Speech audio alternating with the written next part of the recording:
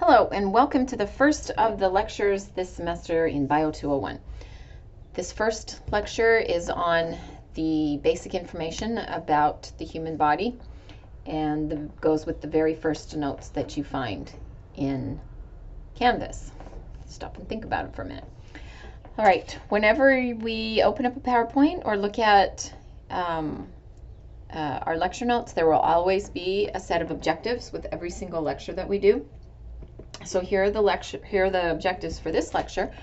We will define anatomy and physiology. We will explain the principle of complementarity.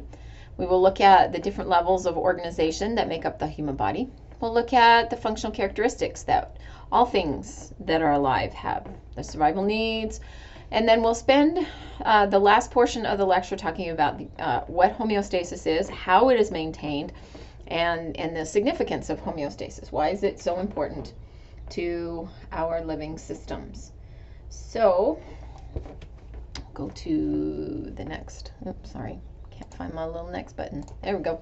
All right, so when we take a look at anatomy comes from the Latin to cut, so tome, and then away. So when we dissect things, then we are studying anatomy. So that is the study of the structures of the human body and their relationship to one another. So when we take a look at the bones that make up your ankle, for example, so the bone that's in your lower leg, the tibia and the fibula, and how they associate with the bones in your foot, what we call the tarsal bones or the ankle bones, the talus and the calcaneus and the other bones that we find there in the foot. How do those bones fit together? What kind of relationship do they have?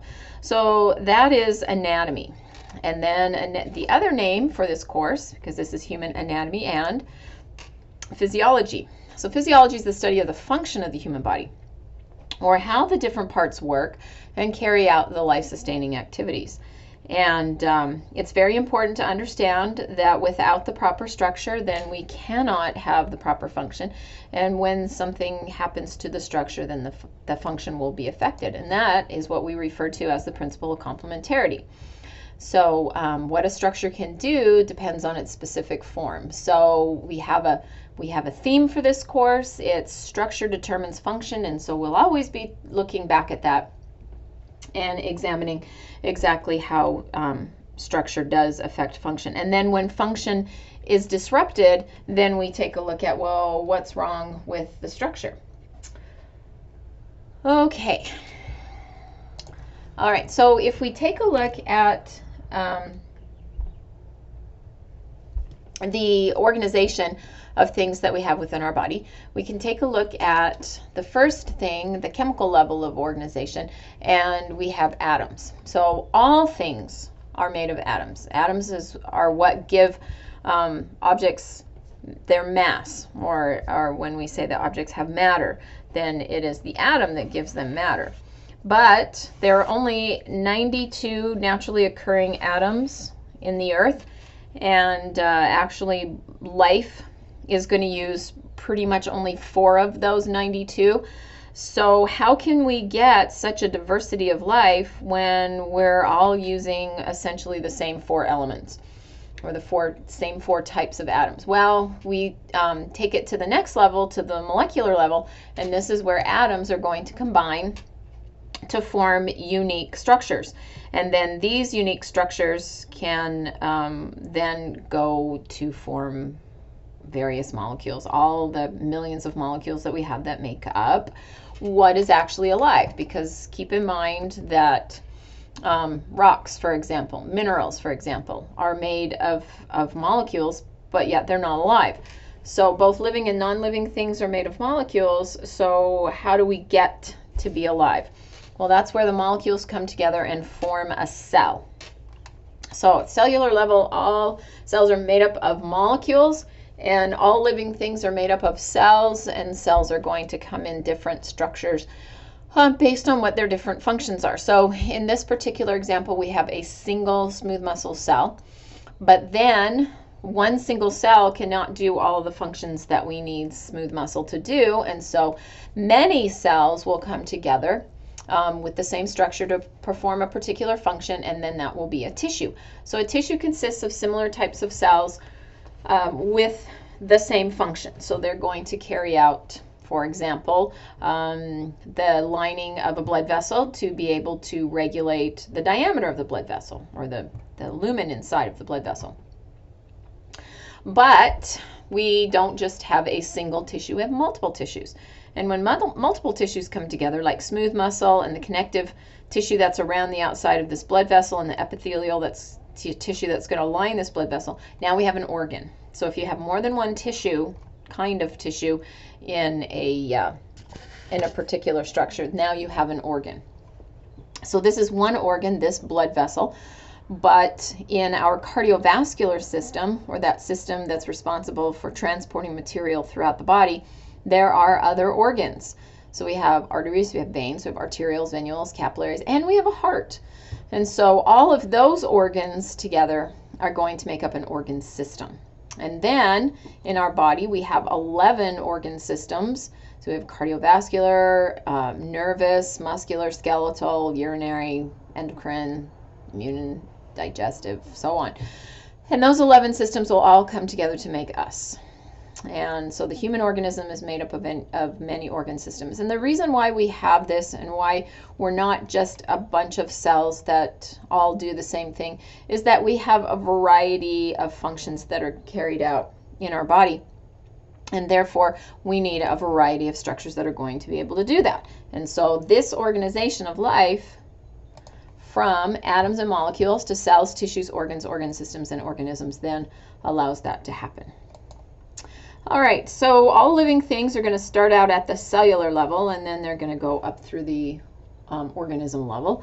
But all living things, regardless of whether they're just a single cell like a paramecium that we see in pond water, or the most complex multicellular organism that we have in the world, they all have these same characteristics, and because they are alive.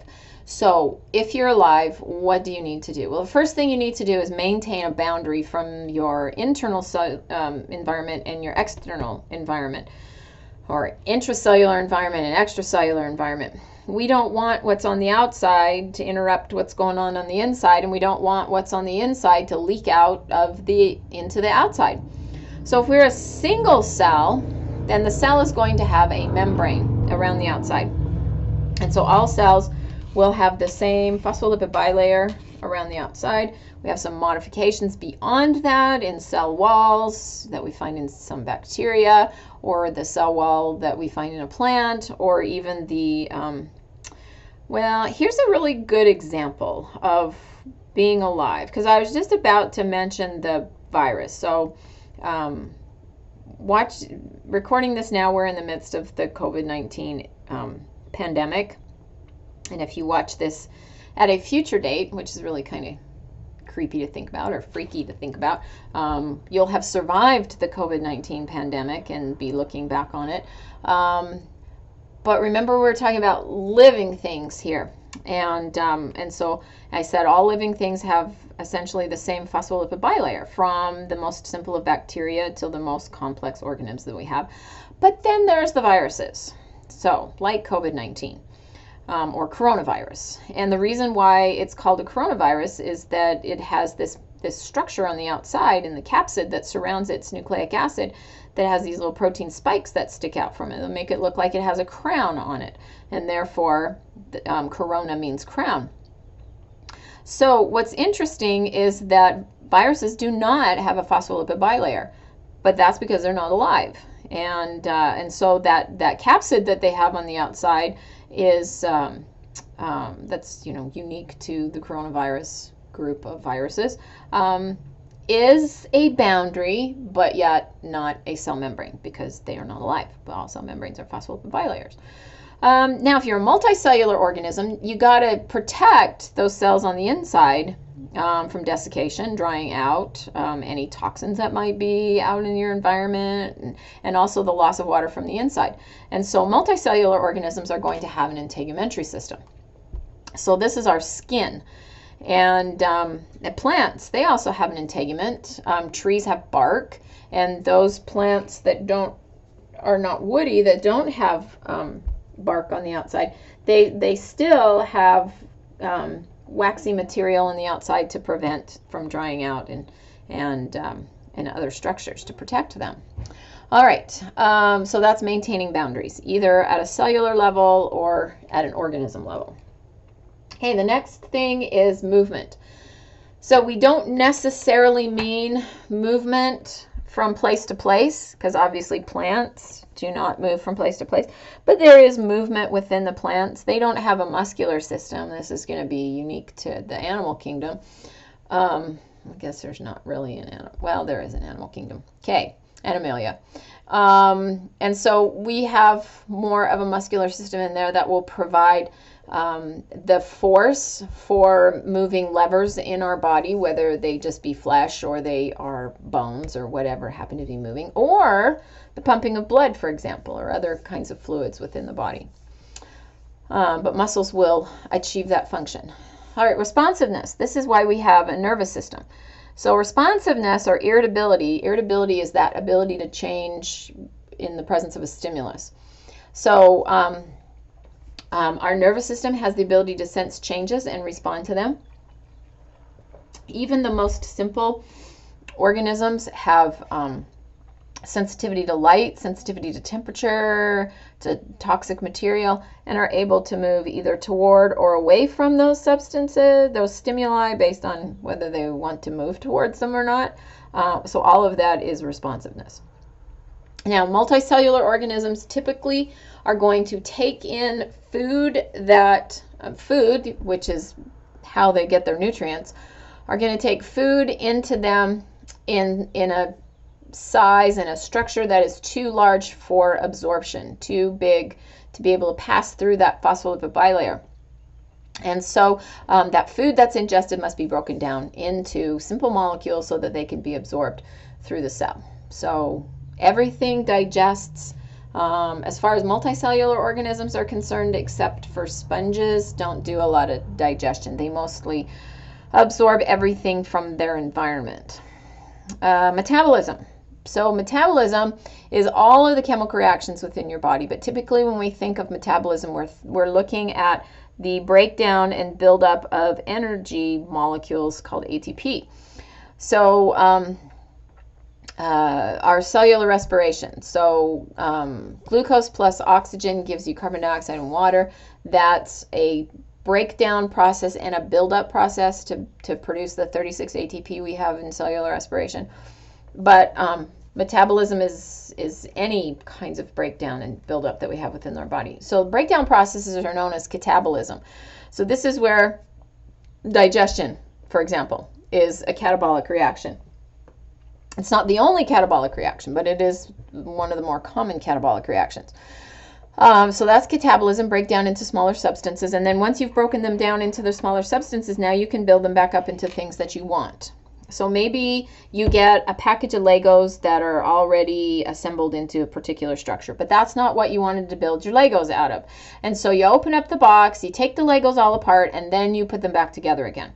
So when you took the Legos apart, that was catabolism. But now as you're putting them together back into, whatever structure you had intended them to be, that is anabolism. So this is synthesis. This is formation of more complex substances from simple ones. You've probably heard of anabolic before, that term, especially with respect to steroids. So why do we call steroids anabolic steroids? Is because they stimulate the buildup of bone and muscle tissue, for example, which is why people take anabolic steroids anyways, because they want to bulk up. They want to have more power. They want to have more strength. And in order to do that, you need to stimulate the muscles to produce more myofibrils inside of them to make you stronger. And therefore, you're able to, hit a baseball farther or whatever you're trying to do with running faster than somebody else. So anabolism is the buildup or the synthesis of more complex substances from simpler ones. Now, in the process of cellular respiration, for example, when we produce ATP from glucose and oxygen, what we get left over is carbon dioxide and water. So those are waste products from our metabolism, and those waste products need to be removed from the body. So every cell that's alive carries out cellular respiration. So, well, the eukaryotic cells, we'll put it that way. So eukaryotes, those things with the nucleus, and so those single cell with the nucleus, and then everything bigger than that, they all produce carbon dioxide and water as waste products. And so they have to be able to get rid of those waste products. Another waste product that we produce are nitrogenous wastes from the breakdown of protein. And we primarily form urea and uric acid, which you may or may not know is present in our urine. And that is part of our excretion ability, is that our kidneys will remove the urea and uric acid from our bloodstream, put it into the urine, and eliminate it from the body. Now, reproduction is not necessary for an individual to continue on its life, but if you want to continue the life of the species, then absolutely reproduction is necessary. So in reproduction, we are creating new daughter cells or offspring, either through sexual or asexual reproduction. No, it doesn't really matter. But this is continuity of the species, of the organism. But like I said, you don't have to reproduce. But if you want your genes to be passed on and continue that in the world, then you need to reproduce. And then a lot of times, well, not a lot of times, when we are formed through reproduction, we cannot survive in that form, in that single-celled zygote that we are. Cells can increase in size, but there is a limit to how big a cell can get. We don't really have, even the dots on the eyes in our on the screen right now are bigger than the largest cell that we ever have in our body, and that's a female ovum. So it's even bigger than that dot. I mean, it's smaller than that dot. So we can't get big, but growth is big. I mean, growth is obviously getting an increase in size. However, in multicellular organisms, the only way we can get bigger is to increase our cell number.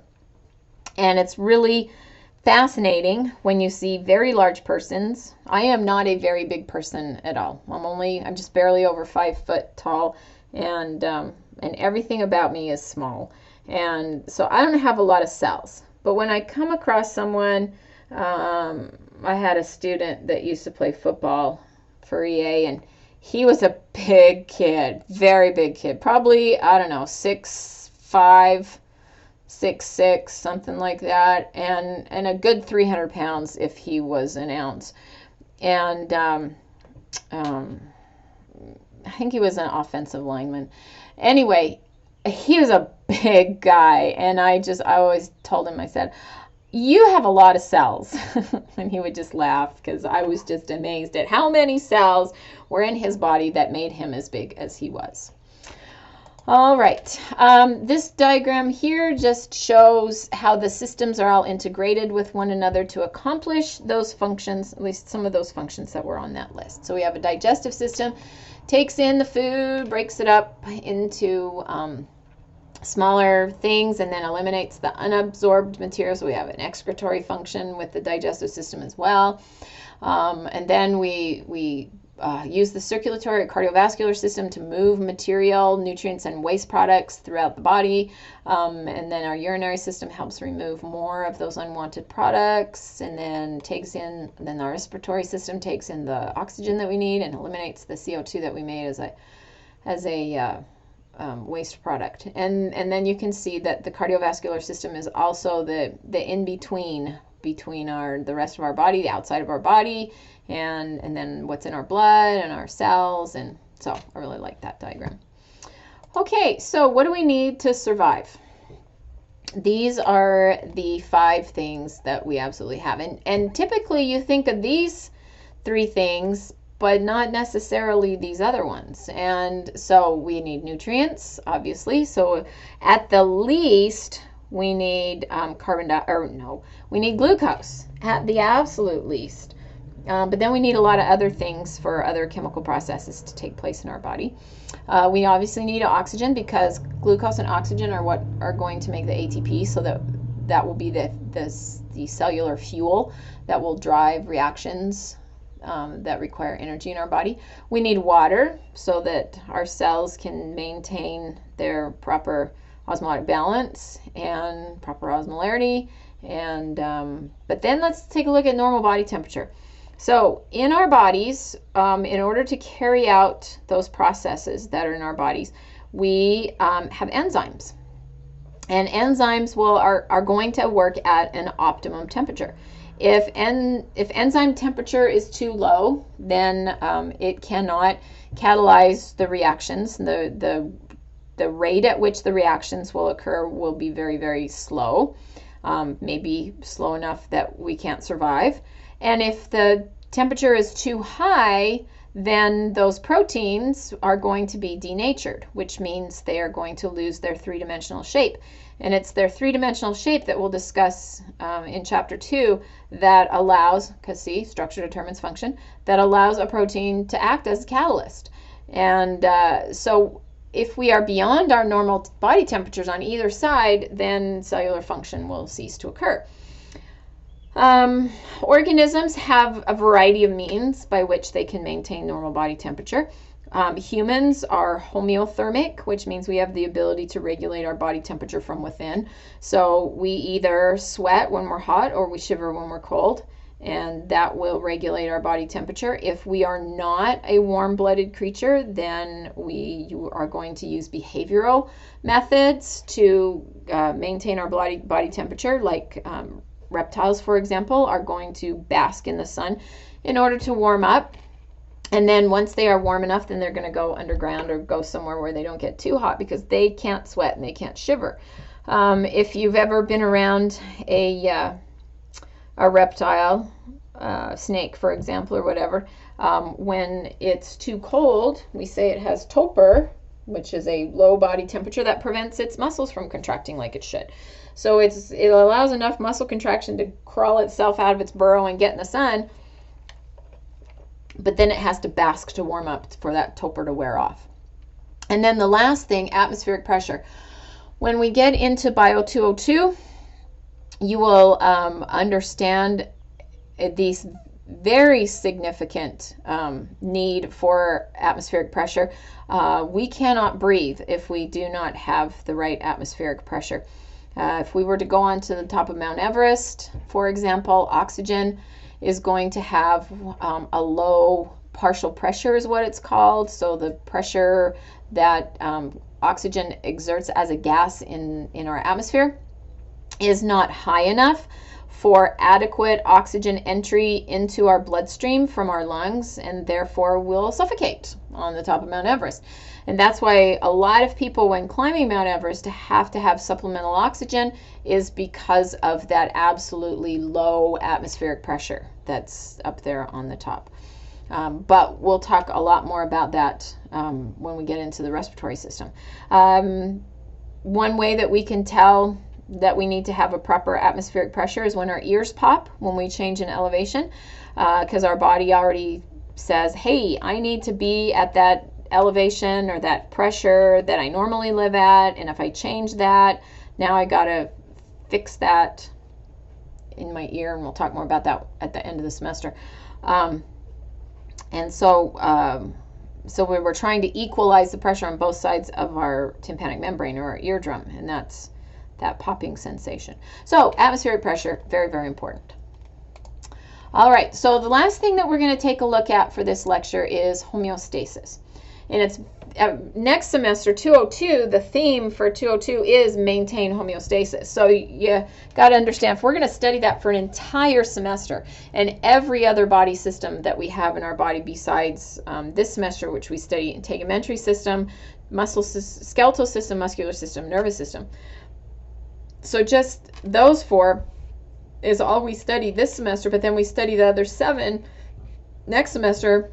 And while the ones that we learned this semester are involved in homeostasis, next semester's everything. That's really all we do is just maintain homeostasis with those other systems. And so it's a really important thing. And at the end of this, at the close of this lecture, we'll talk about why is homeostasis so very important. So what is it? It's the ability to maintain, I was looking at stasis, The ability to maintain a relatively stable internal condition, even though the external conditions are continuously changing. And even internal within our body changes. When we're talking about internal conditions, it's primarily the conditions within our cells. We just need to keep everything within a normal range. And so maybe we'll get waste products building up in our cells that we need to eliminate, or maybe the temperature outside is too hot and so we have to cool our bodies down. But we're trying to stay at a normal functioning level. Now, it is a dynamic equilibrium. That means once we get there, we don't stay there, because our environments are always changing. So conditions are always going to vary, but we need to keep them within a normal range. And so, and usually those ranges are very, very narrow. So if we take a look at blood pH, for example, normal blood pH is 7.4. That's what we want. But we're okay if our pH drops to 7.35, which is not much below 7.4. And we're okay if we go above 7.4 to 7.45. However, we get outside of these ranges, and that's not good. And our body ceases to function at its optimum level. And we have mechanisms by which we can bring these values outside of our normal homeostatic range back into homeostasis, which you'll learn all about when we learn acid-base balance next semester in 202. So very, very important that we maintain homeostasis. So what is involved in being able to maintain homeostasis? Well, we need three things. We need to have a receptor so that we can detect the change. We need a control center, which is going to decide what the response will be to that change in our environment. And then the effector will be that thing, that organ, that structure that will respond when told to do something by the control center. So if we take a look at how this works in general, and then we'll look at a specific example here in just a minute. So some stimulus is going to produce a change in our variable. So it's hot, for example. So the sun shines down and it's May in Arizona, and yeah, so it's hot.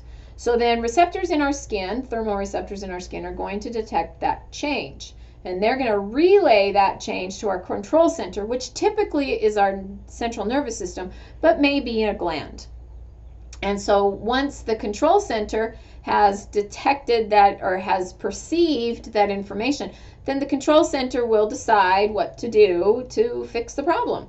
So then it will send output to the effector, and then the effector will do something, will carry out some process that will then reduce the effect of the stimulus, return the variable to homeostatic level. So if we stay with the warm temperature, so my temperature goes up, my thermoreceptors detect that, which goes to the hypothalamus in my brain, which then sends signals to my sweat glands through sympathetic stimuli, which will then cause me to sweat and make my body temperature go back down again. Now, what if it goes back down too far? Well, then we got to work this way to raise our temperature back up again, or to just stop what we're doing that's making it go back down. Okay, so we would stop sweating because now we don't want to be any cooler than we are. So speaking of that, here is that example. So here's our rising body temperature. So our stimulus is heat. Rising body temperature receptors, temperature receptor sensitive cells in their skin and our brain go to our thermoregulatory center in our brain, which is our hypothalamus. Now notice that it says afferent pathway. Afferent means to go toward. And so the signal that's coming in from our receptor is going to go toward the central nervous system, or the control center, whatever that might happen to be. And then the efferent pathway means to move away. So it's going to go away from the control center to the effector, which in this case would be sweat glands. So the sweat glands are activated, evaporation of sweat, body temperature falls, stimulus ends. But what if our body temperature falls too much? Then temperature sensitive cells in our skin and our brain will send along the afferent pathway back to the hypothalamus, which will then send signals to somebody else, not the same effectors, because we use sweat glands when we were hot. Now we're going to use skeletal muscle when we're cold to stimulate shivering, and then the body temperature rises and the stimulus ends, and we're not cold anymore. All right, so how do we regulate these processes? How do we make sure that I don't sweat too much and I don't shiver too much? Well, we have some control mechanisms, positive feedback and negative feedback. So most of the homeostasis that we go through is regulated by negative feedback. So how does that work? Well, when the stimulus, okay, so let's go back to this example.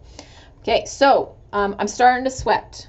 So as I sweat and my body temperature falls, now these receptors are not being stimulated anymore, right? Because I'm cool, so my hot sensors are not firing. And if my hot sensors are not firing, they will not send the signal to the hypothalamus. And now if the hypothalamus is not getting a signal, what's it going to do? Stop sending signals to the sweat glands. So that's negative feedback. So once, in this case, the output, which was sweating, is going to shut off the original effect of the stimulus or reduces its intensity. So sweat glands will cool off these receptors, making them not send signals to the hypothalamus anymore. All right, so these mechanisms cause the variable to change in the direction opposite of that of the initial change, returning it to its ideal value. So if we look at this again, here we were up. And then what we wanted to do was get the teeter-totter back down again. And when the teeter-totter got back down to level, then we stopped the process. Okay, so any time that we are out of balance, we're always trying to get back into balance. So we were high, then we wanted to go low. Here we're low, and we want to go up. Okay, so negative feedback is always going to be, something's going to be outside of the normal range, and we're going to bring it back into normal range by moving it in the opposite direction. Like a thermostat, like blood glucose levels. If we take a look at blood glucose levels, so here's a really good example of regulating levels inside of our body. So let's say I ate a whole bunch of my leftover Easter candy. So I got a ton of glucose that I just digested and absorbed into my bloodstream. So my blood glucose level goes up. Well, now we've got special receptors to glucose in our pancreas. So we're not going to use our brain in this particular case. In this case, we're going to use a gland. So that's usually where our control centers are, central nervous system, or a gland. So we've got glucose receptors here in the pancreas that when they pick up a lot of glucose, detect a lot of glucose binds to them, then they go, hey, we need to reduce the blood glucose levels by stimulating its uptake from the bloodstream. So there's a hormone that will do this for us, and that hormone's called insulin. So the pancreas is going to secrete insulin that is then going to go to our effectors. So this is the efferent pathway. This is the afferent pathway, just the blood going into the pancreas, and then the control center. And then the efferent pathway is the insulin that is then going to go to our body cells, primarily our muscle tissue. And so glucose will be taken up by those cells, removed from the bloodstream, and it will also stimulate the liver to take glucose out of the bloodstream and convert it into a storage molecule called glycogen. Now, this is a really important thing. I mean, right from the outset, I need you to remember what glycogen is. So when you think about eating too much food, we always think, oh yeah, I'm going to get fat. I ate too much food. I've been doing coronavirus diet, which is eat everything I see. And so what is my body going to do that? Well, it's going to store it, but typically it's going to store it as fat or as a lipid and put it in our adipose tissue. So that's going to be long-term storage. But short-term storage, so I can get at it while I'm asleep at night and I'm not, carrying out such tremendous cellular respiration that causes me to burn fat. I just need it to be stored for a little while so that I can grab onto it when I'm sleeping so that I don't go into a coma or pass out while I'm asleep, which is, can you do that? Yeah, you can. So anyway, your liver is going to take glucose, convert it to a starch. So a glucose storage molecule, glycogen or polysaccharide, will be stored within our liver. We also have it stored within our muscle, and we'll talk more about that when we get to muscle tissue. But insulin will also stimulate the conversion of glucose to glycogen in the liver. Whether insulin acts on our body cells or acts on the liver, look what happens. The blood glucose levels fall to a normal range, and then, boom, we're back to normal. Now, what about when we're sleeping at night? Okay, so here's the example where I want to use this glycogen now. So I ate dinner at, I don't know, 6 o'clock, whatever. And here it is, 2 o'clock in the morning. And I'm still alive. So I need some glucose so that my cells can continue to keep me alive. But yet I've used it all up. I've used up what I've stored, or I've used up the available glucose, and so I need some more. Or then when I wake up in the morning, that's actually a better example. I wake up in the morning, I'm going to now increase my activity level, and I haven't eaten anything yet.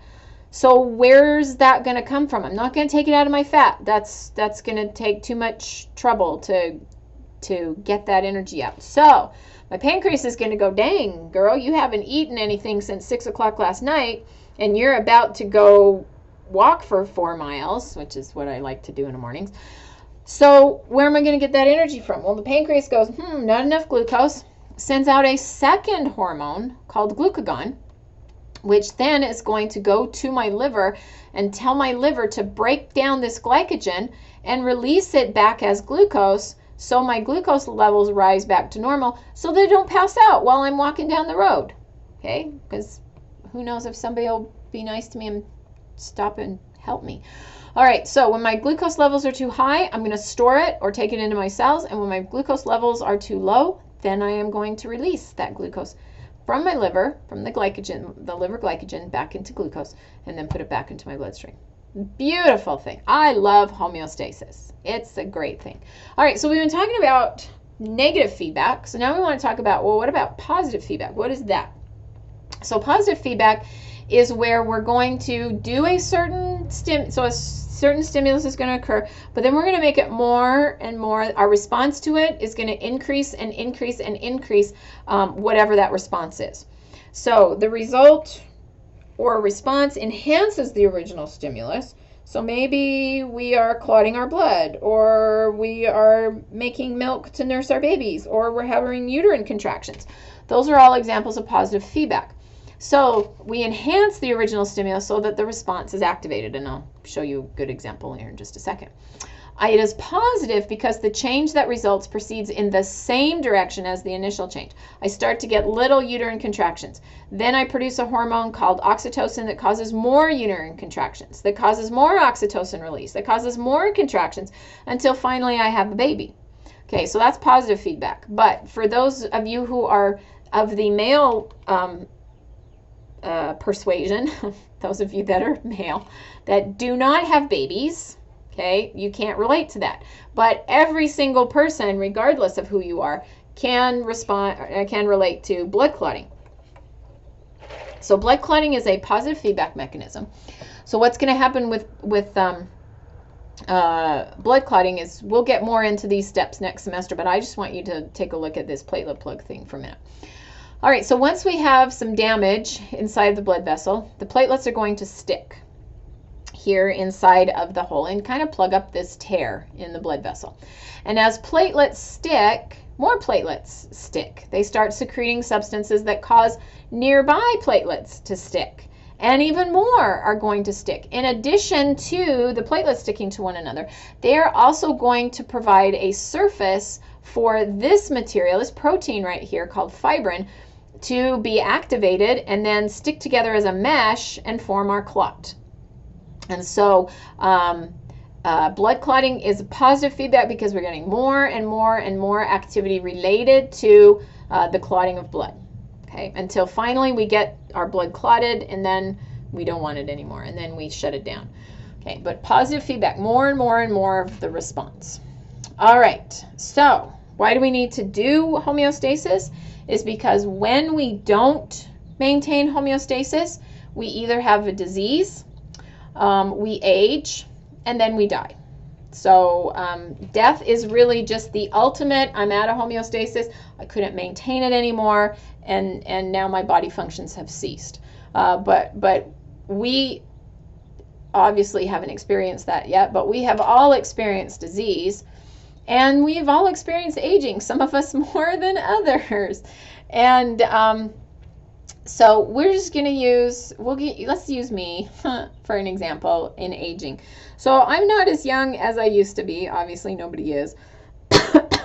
And I'm noticing that the integrity of my skin is not as good as it used to be.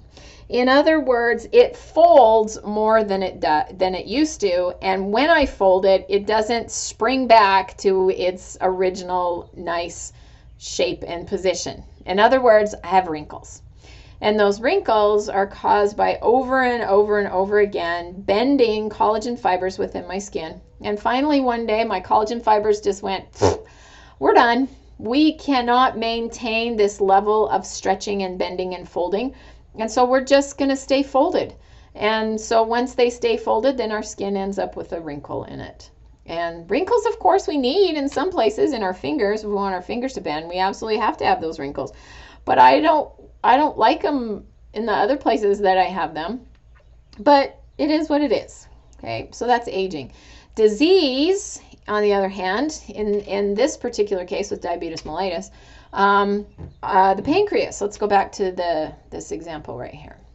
Okay, so here's the pancreas, and in diabetes mellitus, and we're going to go with type 1 diabetes mellitus, the autoimmune disease, is that the person who's been diagnosed with type 1, their immune system has chosen to target certain cells within the pancreas that produce insulin. So now that person is not producing insulin anymore. So if you're not producing insulin anymore, is there anything to cause blood glucose levels to fall, to stimulate the uptake of glucose by the cells and by the liver? Nope. And so what's going to happen? The blood glucose levels are going to remain high. And there are going to be devastating systemic effects because of that. Diabetic retinopathy, we have neuropathy, we have a lot of other problems associated with untreated diabetes mellitus. And so not enough insulin is present and more cannot be made, and therefore the person cannot regulate their blood glucose levels. And so we have created an intervention for them. We have genetically engineered insulin, human insulin for them, or we got the insulin from other organisms, other animals, pig and horse insulin. And so we're able to... diabetic individuals are able to inject that insulin into them and have it do relatively the same job as what their normal insulin used to do. It's not perfect because it's not their own, and so that's why diabetics still have some issues. Even though we're replacing the insulin that they don't have, it's not the same as having your own. All right, so that is the end of this lecture.